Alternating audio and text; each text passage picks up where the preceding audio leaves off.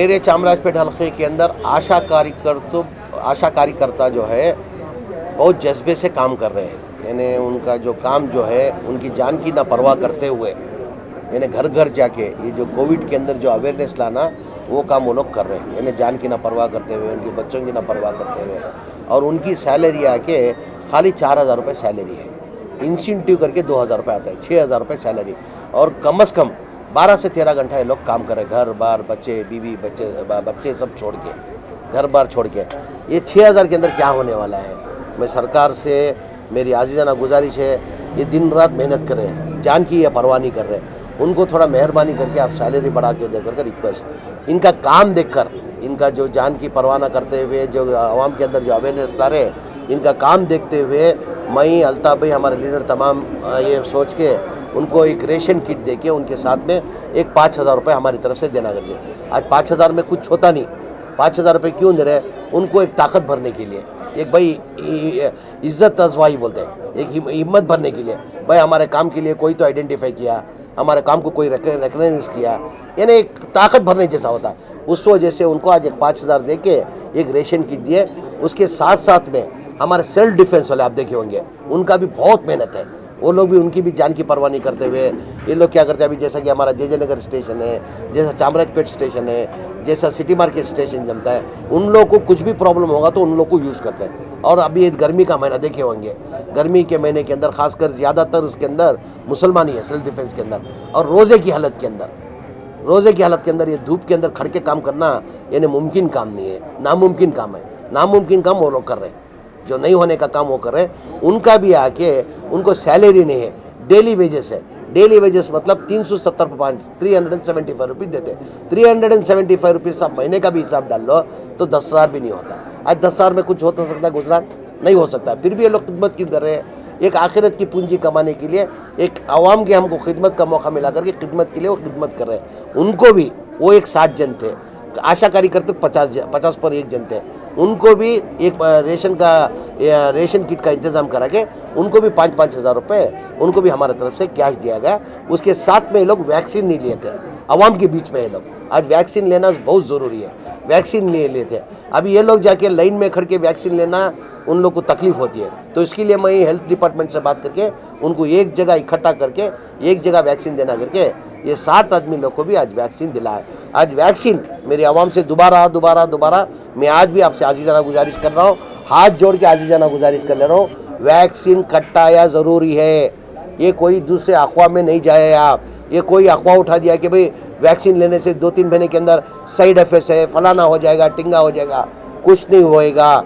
हम लोग भी वैक्सीन लिए, सिद्धरामैया भी वैक्सीन लिए।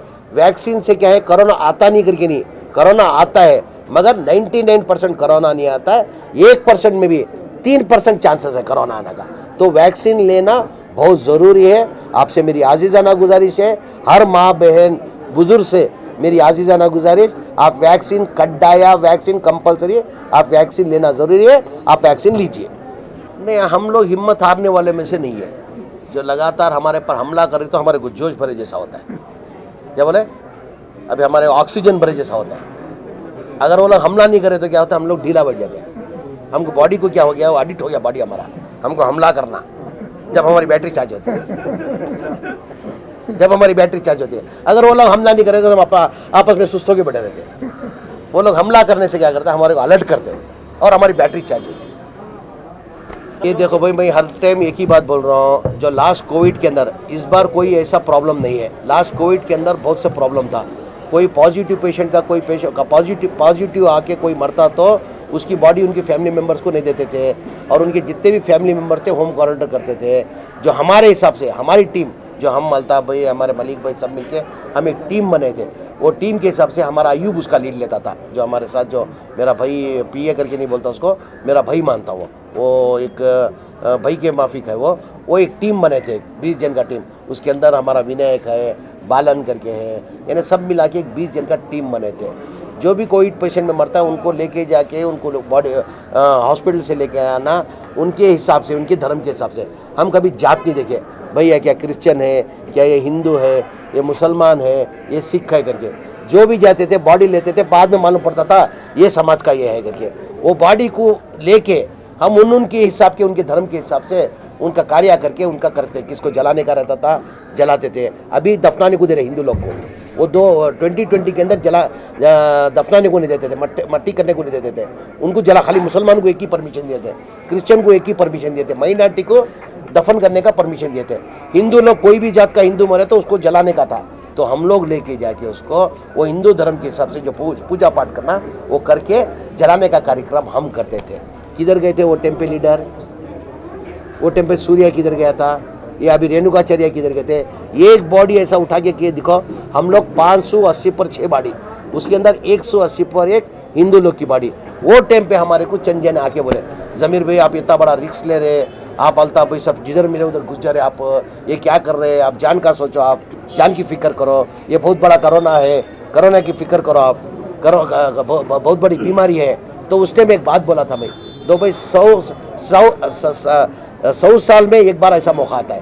देखो ना, कभी भी देख लो ना आप, लास्ट 100 साल पहले भी एक फ्लो करके कुछ अलग टाइप का आया था, वो टाइम पे भी ऐसी परेशानी थी। इस बार वो मौका आया है, इस बार ये कोरोना वायरस करके आया है, तो ये मौका मेरे को मिला है। अभी ये मौका मेरे को मिला है ना, अगली बार ना मेरे को मिलेगा, ना मेरे बेटे को मिलेगा, ना मेरे पोतरे को मिलेगा। ये मौका मैं खोना नहीं चाहता, मैं आवाम की खिदमत करना चाहता हूँ।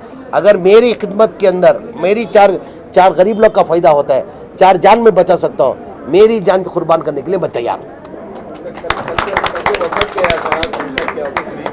क्या मकसद था और क्या आपकी अपील थी और क्या आपको वहाँ पर से नहीं, कल बीबीएमपी कमिश्नर को मैं, हमारे लीडर नसीर अहमद साहब, हमारे वर्किंग प्रेसिडेंट सलीम अहमद साहब, हमारा राज्यसभा एमपी नासिर साहब, अरशद रिजवान साहब, हारिस साहब, उनके साथ में हमारे लीडर जो हमारे चाहिए लीडर बोलता हूँ किश्ते बेरागोड़ा साहब, सब हम लोग साथ में जाके बीबीएमपी कमिश्नर से पहले मिले।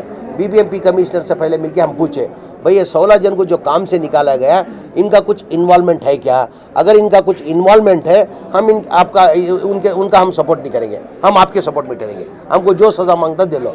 तो कमिश्नर ने बोला उनका कोई इन्वॉल्वमेंट नहीं है, ऑलरेडी मैं उनको काम पे रख लिया था। आप देखे होंगे उस दिन अनाउंस करके मैं बोला 13,000 की जगह 15,000 मैं देता हूँ, आप काम पे आ जाओ करके मैं काम पे रख लिया था। बाद में क्या हो गया, मेरे को नसीर अहमद साहब फ़ोन किए, किसने बेरागोड़ा साहब फ़ोन किए, फ़ोन करके क्या बोले, ज़मीर अहमद साहब आप बहुत बड़ा काम किया, आपको हम रियली आपको सैल्यूट करते हैं, हम सलाम करते हैं आपको, आपने एक अच्छा काम किया। वो बच्चों लोग की हिम्मत भरी आपने उनको काम को रखकर, मगर उससे वो फ़ायदा नहीं होता, हमको हक मिलना चाहिए। हक कैसे? वो लोग बच्चे लोग गलती नहीं किए, अगर गलती किया उनको कोई भी सज़ा देने दो, परवाह नहीं, गलती नहीं किए। अगर वो बच्चों को आप ले लेंगे तो वो काम पे नहीं जाएंगे, क्या होता है उनका इन्वॉल्वमेंट जैसा होता, और वो बच्चे लोग की हिम्मत हार जाती है, आइंदा कोई हिम्मत नहीं करता। तो गलती ही नहीं है तो उनका हक दिलाना चाहिए ना। तो मेरे को भी रियलाइज होके तो हम जाके कमिश्नर साहब से मिले। कमिश्नर कल मान के आज 2 बजे भेजने को बोले थे, आज 2 बजे वो लड़के को लोग को भेज के आज लड़के वापस दोबारा वही काम पे उनको काम पे लगा दिया गया, वापस कमिश्नर के पास जाके, बीबीएमपी कमिश्नर के पास। आप देखे होंगे ये लोग ऐसा हाई ड्रामा करके छोड़े थे। हमारा एमपी तेजस्वी सूर्या, हमारे सतीश रेड्डी और 2 एमएलए मिलके, बसनगुड़ी एमएलए और चिकपेट एमएलए, ऐसा क्रिएट करके छोड़ दिए। मैं टीवी देख के मैं परेशान हो गया, ये क्या भाई मुस्लिम को ने इतना बदनाम, नहीं टेररिस्ट नहीं बताया, टेररिस्ट नहीं बताया वो, नहीं वो सोशल मीडिया में कोई क्रिएट किया, जो है हकीकत बात करना चाहिए। ये नहीं ऐसा क्रिएट कर दिए, सिर्फ 16 आदमी काम करते थे, ये गपला 16 आदमी किए करके 205 आदमी के अंदर मैनिपुलेट करके, यानी खाली 16 आदमी का नाम लेके आके ऐसा करके वो लोग ड्रामा किए उस दिन। हमको भी थोड़े दिन के लिए शौक लगा, ये क्या मुसलमान कौम इतना ऐसा काम करके सबकी बेइज्जती कर दिए करके।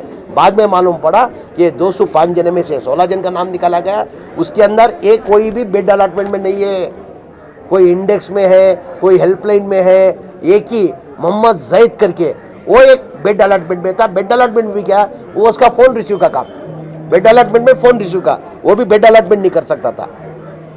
तो इतना हाई ड्रामा किए, ये कम्युनिटी को ये टारगेट किए, उस वजह से ये एक कम्युनल होता है, ये कम्युनल करने के लिए निकले थे। इनके ऊपर सख्त एक्शन लेना करके आईपीसी सेक्शन डाल के वो 324 वो 228 कुछ एक्शन के हिसाब से इनके ऊपर एक्शन लो करके कमिश्नर को कल जाके हम लोग के मेमोरेंडम दिए। अभी बीजेपी से आप क्या उम्मीद रख सकते हैं? ये बीजेपी से उम्मीद रख सकते हैं? नहीं रख सकते।